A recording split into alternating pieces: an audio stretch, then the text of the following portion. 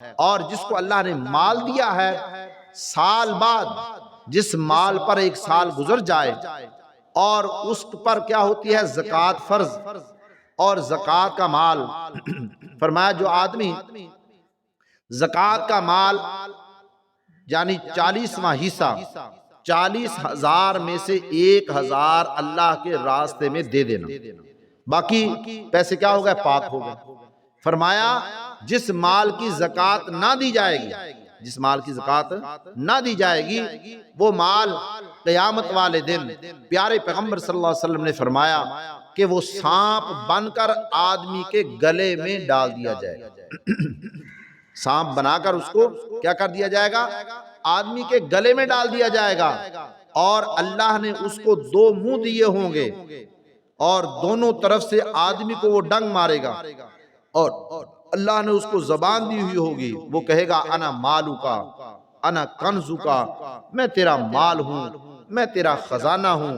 وہ کہے گا کہ تو مجھ سے اب کیوں بھاگتا ہے؟ میں تیرا وہی مال ہوں جس کو تو سنبھال کے رکھتا تھا، جس کو تو گن کے رکھتا تھا۔ میں آج اتنے لاکھ کا مالک بن گیا، اتنے کروڑ کا مالک بن گیا، میں تیرا وہی مال ہوں جس کی تو زکوٰۃ نہیں دیتا تھا، جس کو تو اللہ کے راستے میں خرچ نہیں کرتا تھا۔ اور اللہ نے اس سانپ کو زبان دی ہوئی ہوگی، اور وہ بولے گا، کہے گا انا کنزو کا، میں تیرا مال ہوں، انا مالو کا، میں تیرا خزانہ تیرا مال ہوں، مجھ سے کیوں ڈرتا ہے، مجھ سے کیوں بھاگتا ہے میرا۔ اور اللہ نے قرآن پاک میں فرمایا والذین یکنزون الذھب والفضہ ولا ينفقونها فی سبیل اللہ، اللہ نے جن کو مال دیا اور وہ اس میں سے اس کی زکوٰۃ نہیں دیتے، فبشرہم بعذاب علیم، اللہ پاک فرماتے میرے محبوب ان کو دردناک عذاب کی سزا سنا دیں۔ دردناک عذاب کیا دے دیں؟ خوشخبری سنا دیں۔ حالانکہ خوشخبری تو اچھی چیز کی ہوتی ہے، لیکن یہاں اللہ پاک فرما رہے ہیں جن کو اللہ نے مال دیا اور وہ آدمی اس مال میں سے اس کی زکوٰۃ سال گزر گیا زکوٰۃ نہیں دیتا، تو اللہ پاک نے فرمایا فبشرہم بعذاب علیم، میرے نبی صلی اللہ علیہ وسلم ان کو دردناک عذاب کی خوشخبری سنا۔ یوم یحمیٰ علیہا فی نار جہنم، جس دن اس کا وہ مال، اس کا نقدی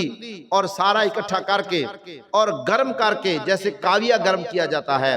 آدمی کے چہرے پہ لگایا جائے گا، آدمی کی پشت پر لگایا جائے گا، آدمی کے دائیں اور بائیں لگایا جائے گا۔ اللہ نے قرآن میں یہ نقشہ کھینچا،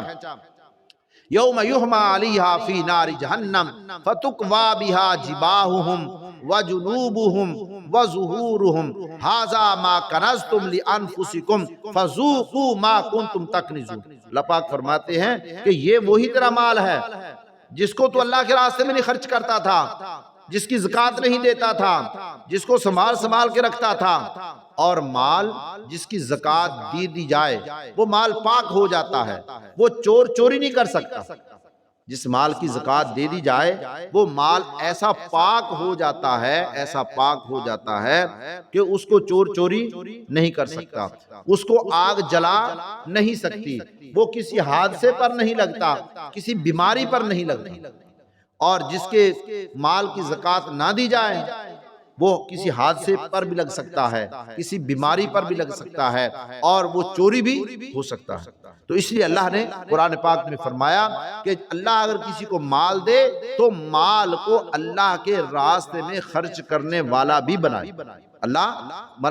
فرمایا سخی آدمی اللہ کو بڑا ہی محبوب ہوتا ہے، سخی آدمی اللہ کو بڑا ہی پیارا ہوتا ہے، اور بخیل آدمی، کنجوس آدمی، وہ اللہ کو بڑا ہی ناپسند ہوتا ہے، اللہ کو بڑا ہی ناپسند ہوتا ہے بخیل آدمی، کنجوس آدمی، لیکن سخی آدمی اللہ کو محبوب ہوتا ہے۔